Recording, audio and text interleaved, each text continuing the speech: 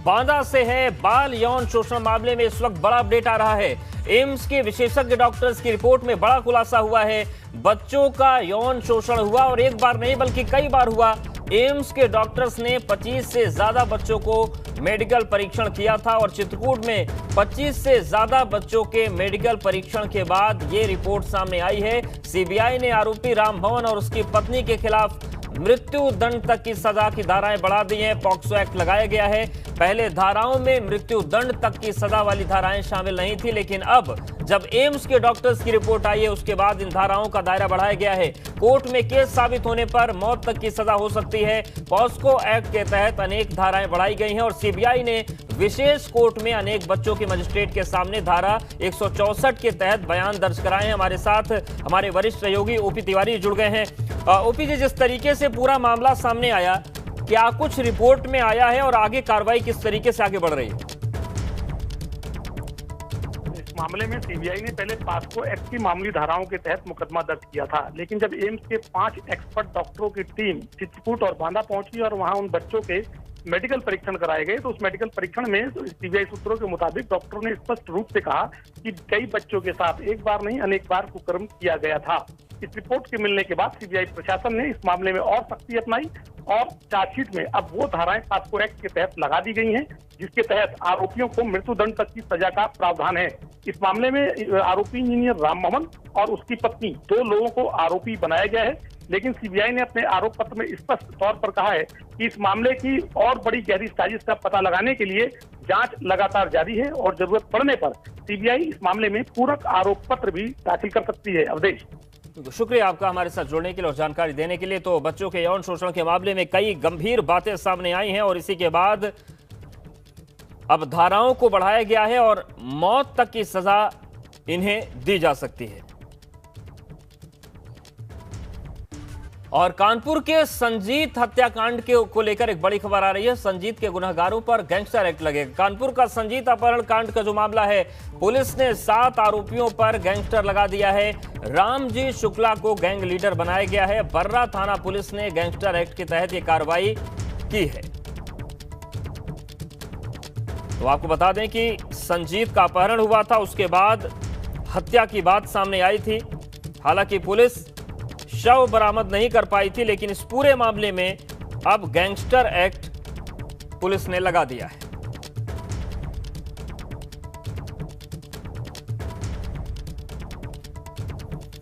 तो कानपुर के संजीत यादव हत्याकांड को लेकर बड़ा अपडेट यह सामने आ रहा है कि पुलिस ने 7 आरोपियों पर गैंगस्टर एक्ट के तहत कार्रवाई कर दी है। रामजी शुक्ला को गैंग लीडर बनाया गया है और काफी चर्चा में यह मामला था बिकरू कांड के बाद बर्रा का संजीत यादव अपहरण कांड, जिसमें राजनीति भी खूब हुई थी।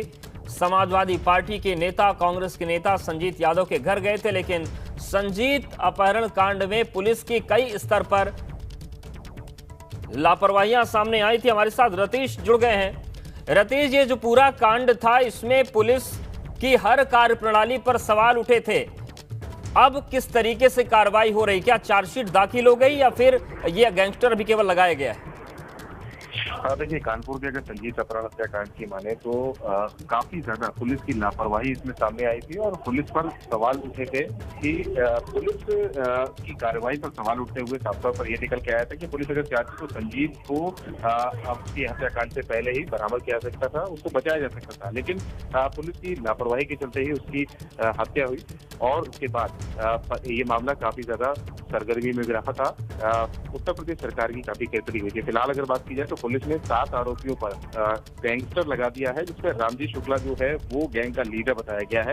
बर्रा थाना पुलिस ने इस गैंगस्टर एक्ट की कार्रवाई की है और पुलिस का जो ये कहा जा सकता है कि पुलिस की छवि काफी ज्यादा खराब हुई थी, उसको एक कोशिश ये कही जा रही है कि पुलिस की जो छवि खराब हुई थी उसको कहीं ना कहीं से सुधारा जा सके। लेकिन कानपुर के संजीत हत्याकांड में पुलिस की छवि को काफी ज्यादा खराब किया था। अब फिलहाल गैंगस्टर की कार्रवाई हुई है और आगे आने वाले दिनों में जो कुछ और लोग बचे हुए हैं पुलिस उन पर भी कार्रवाई करेगी। शुक्रिया रतीश आपका जानकारी और अपडेट्स को देने के लिए।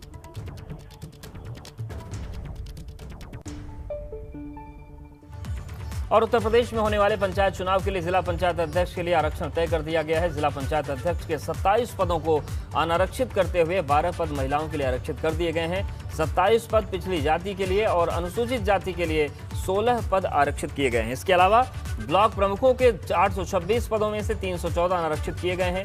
ब्लॉक प्रमुख के 113 पद महिलाओं के लिए, 223 पद पिछड़ा वर्ग और 171 पद अनुसूचित जाति के लिए आरक्षित हुए हैं। पहली बार 5 पद अनुसूचित जाति के लिए रखे गए हैं।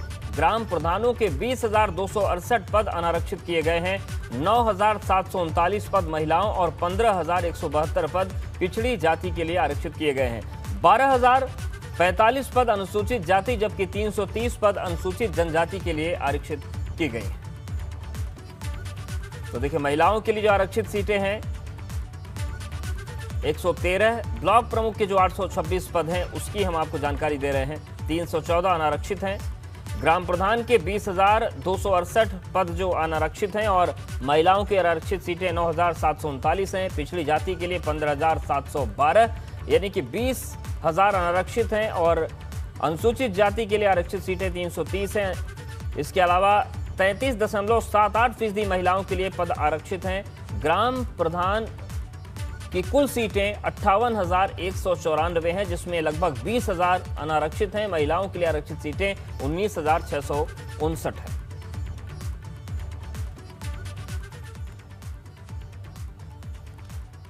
उत्तर प्रदेश में कोरोना के लगातार कम होते मामलों को देखते हुए सरकार ने स्वास्थ्य सेवाओं को फिर से आम लोगों के लिए सुचारू करने का बड़ा फैसला लिया है। इसके मद्देनजर मेडिकल कॉलेज में आने वाले मरीजों का इलाज अब वैसे ही किया जाएगा जैसे कोरोना से पहले हुआ करता था, यानी डॉक्टरों से इलाज कराने से पहले मरीजों को कोरोना की रिपोर्ट नहीं ले जानी होगी। बिना कोरोना रिपोर्ट के ही सरकारी अस्पतालों में डॉक्टर मरीजों को देखेंगे। सरकार के इस फैसले से आम जनता को बड़ी राहत मिलेगी। चिकित्सा शिक्षा विभाग के प्रमुख सचिव बनाए गए आलोक कुमार ने ट्वीट करके ये जानकारी दी है। उन्होंने कहा कि उत्तर प्रदेश में कोरोना संक्रमण में आई कमी को देखते हुए यूपी सरकार द्वारा कोविड पूर्व समस्त चिकित्सा सेवाओं को फिर से प्रारंभ करने के आदेश सभी मेडिकल कॉलेज को जारी किए गए हैं ताकि सामान्य नागरिकों को सेवाएं सुलभ हो सके। 16 फरवरी को महाराज सुहेलदेव की जयंती है, लेकिन उससे पहले ही सुहेलदेव के नाम पर यूपी में भाजपा और सुभाषपा के बीच राजनीति गर्मा गई है। आज गोरखपुर में मंत्री अनिल राजभर ने सुहेलदेव भारतीय समाज पार्टी के अध्यक्ष और पूर्व मंत्री ओम प्रकाश राजभर पर महाराजा सुहेलदेव की आड़ में राजभर समाज की राजनीति करने का आरोप लगाते हुए कहा कि ओम प्रकाश राजभर सैयद सलार गाजी का समर्थन करने वाले असदुद्दीन ओवैसी से हाथ मिलाने जा रहे हैं, जिसके लिए उन्हें राजभर समाज से माफी मांगनी चाहिए।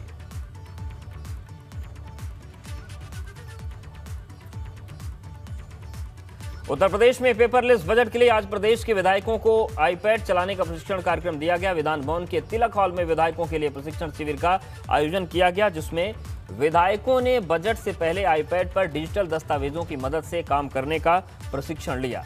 विधायकों के लिए शुरू किए गए इस आईपैड ट्रेनिंग सेशन को 3 चरणों में बांटा गया है, जिससे इस बार आईपैड से जुड़ी तकनीकी जानकारी सभी विधायकों को दी जा रही है। ये ट्रेनिंग 3 दिनों तक विधायकों को दी जाएगी, जो आज से शुरू होकर 14 फरवरी तक चलेगी। एक दिन में ट्रेनिंग के 3 सेशन हो रहे हैं, जिसमें विधायकों को अलग अलग सेशन में विधानसभा क्षेत्र की एक संख्या के आधार पर बुलाया जा रहा है।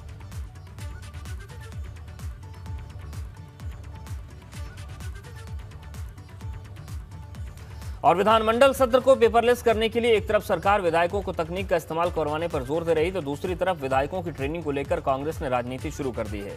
कांग्रेस एमएलसी दीपक सिंह ने विधायकों को दिए जाने वाले प्रशिक्षण पर कटाक्ष करते हुए कहा कि कांग्रेस विधायकों को कंप्यूटर और प्रेप की ट्रेनिंग की जरूरत है। कंप्यूटर चलाने की शिक्षा या टैब चलाने की शिक्षा विधानमंडल सत्र के लिए ज्यादातर उनको है जिन्होंने राजीव गांधी की कंप्यूटर क्रांति का विरोध किया था, धरने दिए थे और बैलगाड़ी से जिस विचारधारा के लोग पार्लियामेंट जाया करते थे। कांग्रेस के लोगों को टैबलेट, लैपटॉप और कंप्यूटर चलाने की शिक्षा की आवश्यकता नहीं है।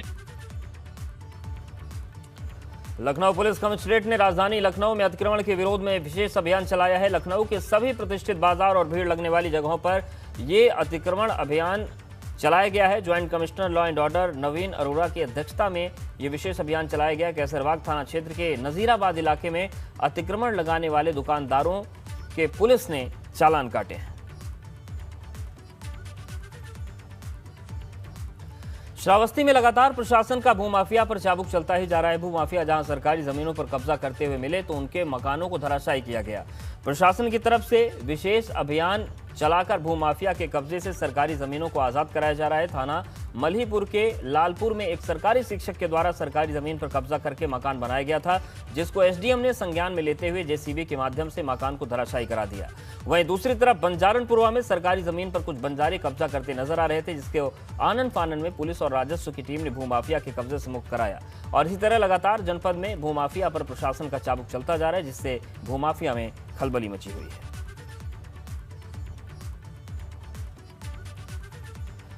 वहीं जौनपुर पुलिस हिरासत में एक युवक की मौत का मामला सामने आने के बाद परिजनों ने जमकर हंगामा किया। जिला अस्पताल में उस वक्त हड़कंप मच गया जब एक युवक की मौत के बाद परिजन पुलिस पर पिटाई करने से मौत का आरोप उन्होंने लगाया। नाराज लोगों ने लखनऊ हाईवे जाम कर दिया। लोगों को शांत कराने गई पुलिस टीम पर पथराव भी हो गया और मामले की गंभीरता को देखते हुए एसपी ने थाना अध्यक्ष सहित 4 पुलिसकर्मियों को निलंबित कर जांच के आदेश दिए हैं। वहीं उनका कहना है कि हिरासत में मृत युवक के ऊपर लूट का आरोप था। उसके पास से लूट का माल और मोबाइल बरामद हुआ था। तबीयत खराब होने के कारण उसे अस्पताल में भर्ती कराया गया। वहां पर इलाज के दौरान उसकी मौत हो गई और पूरा मामला बक्सा थाना क्षेत्र का है।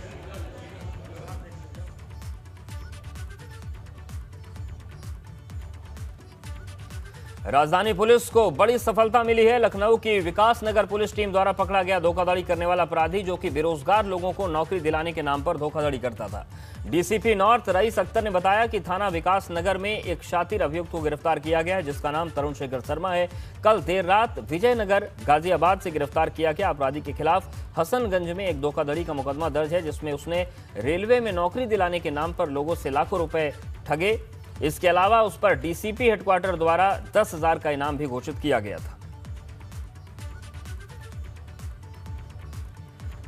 फतेहपुर जिले में शातिर चोरों ने डकैती की वारदात को अंजाम देकर जिले में हड़कंप मचा दिया। एक सप्ताह में शातिर चोरों के गैंग ने 1-2 नहीं बल्कि आधा दर्जन से अधिक डकैती सहित चोरी की घटनाओं को अंजाम देकर पुलिस महकमे की नींद हराम कर दी।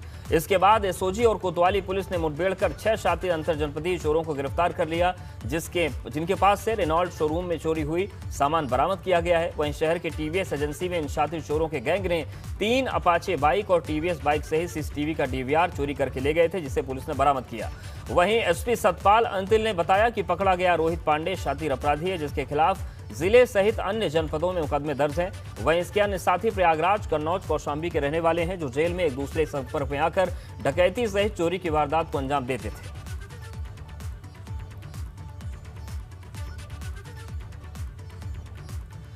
किसानों के आंदोलन का आज 19वां दिन है और किसानों को लामबंद करने के लिए फिर से यूपी के कई जिलों में किसान महापंचायत का आयोजन जारी है। आज उत्तर प्रदेश के मुरादाबाद और मथुरा में किसान महापंचायत का आयोजन किया गया। मुरादाबाद में खुद भारतीय किसान यूनियन नेता राकेश टिकैत पहुंचे, जहां पर महापंचायत में मुरादाबाद, अमरोहा, संभल, रामपुर और बदायूं के किसान शामिल हुए, जबकि मथुरा में राष्ट्रीय लोक दल ने किसान महापंचायत बुलाई, जिसमें पार्टी उपाध्यक्ष जयंत चौधरी ने मोर्चा संभाला और मोदी सरकार पर किसानों के साथ अत्याचार करने का आरोप लगाया। ये आंदोलन को चलता हुआ 8 महीना से ज्यादा हो गया। लोगों के द्वारा कमजोर तो है ना, सरकार के साथ मुकाबला है, डट का मुकाबला कर रहे। सरकार का जो ये जिद्दी रवैया है, किसी को सरकार नहीं मान रही थी, कोई इसके आगे नहीं आया, सब पर मुकदमे, सब पर वो। तो किसान संगठन ही एक ऐसा है जो इसका सरकार का मुकाबला करा। मुकदमे तो ये तो किसानों की शोभा है, मुकदमे तो लगते रहे, लगते भी रहे, हटते। मुकदमा कोई वैसा तो मुकदमा नहीं है, कोई कत्ल का मुकदमा नहीं है, तो आंदोलन में मुकदमे होते रहे। बात करते हैं फिरोजाबाद की, जहां पर थाना उत्तर क्षेत्र के ककरऊ कोठी पर तेज रफ्तार से आ रहे ट्रक ने ऑटो रिक्शा को टक्कर मार दी और टक्कर इतनी तेज थी कि ऑटो के परखच्चे उड़ गए। उसमें बैठी सवारियां सड़क पर गिर गई, जिससे 2 युवक वसीम और गट्टू की मौके पर ही मौत हो गई। वहीं 4 लोग गंभीर रूप से घायल हुए हैं, जिनमें 2 युवती और 2 युवक हैं, जिन्हें सरकारी ट्रॉमा सेंटर में भर्ती कराया गया है। ऑटो रिक्शा सवारी को टुंडला से फिरोजाबाद लेकर आ रहा था। हादसे के बाद ट्रक चालक ट्रक लेकर मौके से फरार हो गया। बेहद भयानक हादसा ये था। आप देखिए, जो ऑटो था उसके परखच्चे उड़ गए और जो ट्रक चालक था वो मौके से फरार हो गया।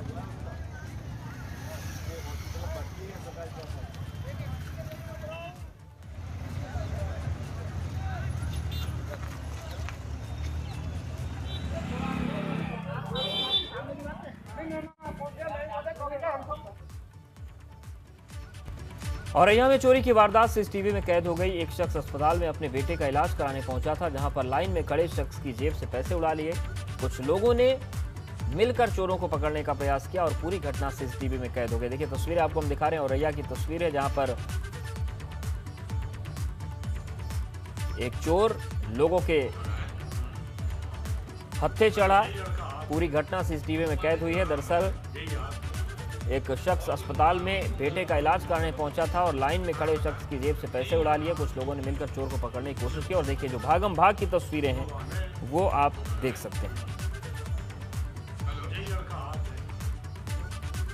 गोड्डा में सीएमओ कार्यालय में तैनात 3 कर्मचारी का रिश्वत लेते हुए वीडियो वायरल हो रहा है। इस वीडियो के सामने आने के बाद स्वास्थ्य विभाग में एक बार फिर भ्रष्टाचार की पोल खुल गई है। बताया जा रहा है कि वार्ड बॉय के ट्रांसफर और पोस्टिंग के लिए 10-10 हजार घूस लिया गया था। वीडियो में साफ देखा जा सकता है कि अस्पताल में कर्मचारी घूस ले रहा है।